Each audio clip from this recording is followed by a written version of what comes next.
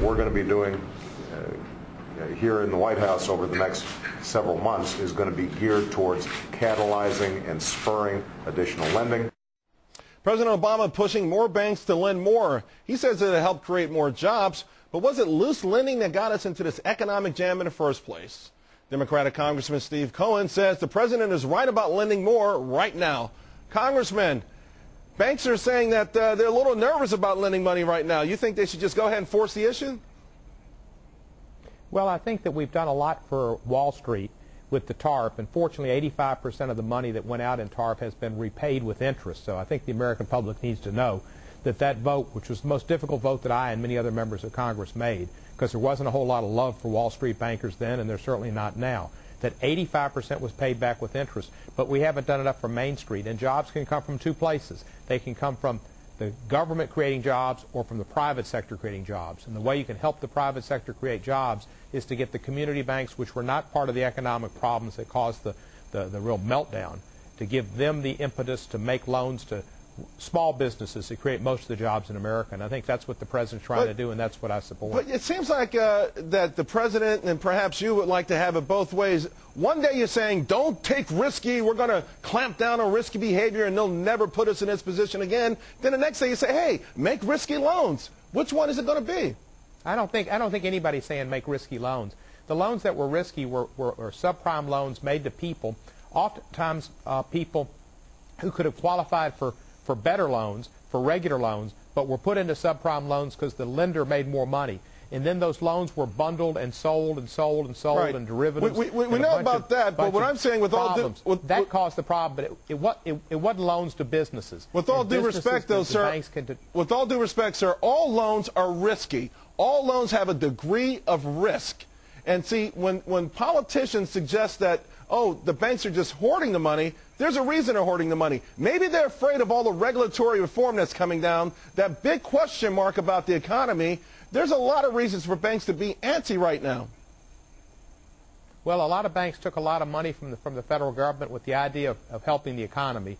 And the man on Main Street and the people in Memphis, Tennessee, where I'm from, who are having trouble getting loans would like to see loans made available. And there are a lot of good businesses. You can say all businesses are risks, but loans are being made, and oftentimes they're being made to people who know the bankers through certain, personal right, relationships or social relationships, and the average person, the average man and woman's not getting that opportunity.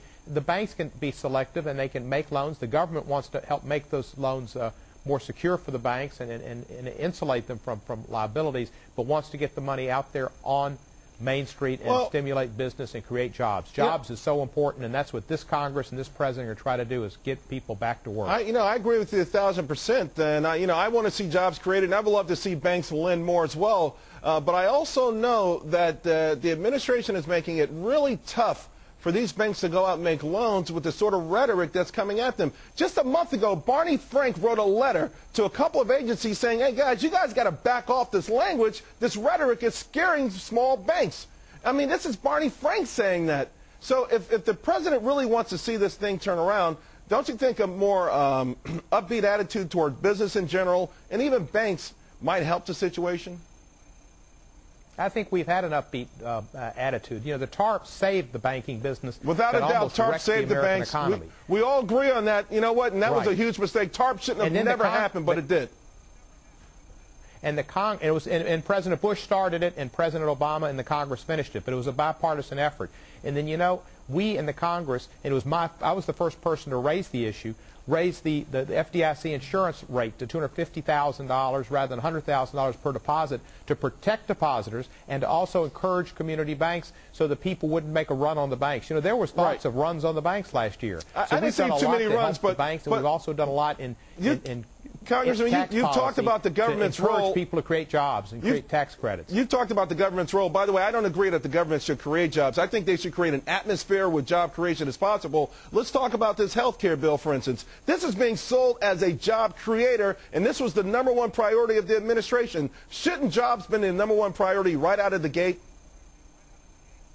Well, I think jobs have been. And the stimulus, the American Recovery and Reinvestment Act, that just about everybody agrees, from conservative and liberal people, that it has helped save us from getting off the precipice. You know, when the Obama administration came in, now everybody doesn't agree with that. 761,000. We lost 761,000 jobs in January of 2009, and yet this past report we only lost 11,000 jobs. The gross national product was down almost 7% when President Bush left, and it was projected to be up 2.3% in the next quarter. So the ARRA and the actions of the President and this Congress and the Fed and the TARP have helped save this economy and created jobs and created an atmosphere where business feels better.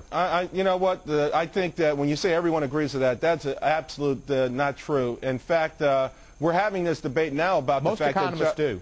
We're having this. We're talking right now about the fact that jobs have not been created, and what can small businesses do to help that happen? You know, what is? I think it's pretty clear that if you look at the Congressional Budget Office, that 1.6 million jobs have been saved or created because of the ARRA. Gotta let you go, Congressman. That's going to do it for us. By the way, folks, I'll see you in 1 hour on the Fox Business Network. Blue Dog Democrat Jason Altmaier is going to join me. He's not happy, by the way, with all the pork out there.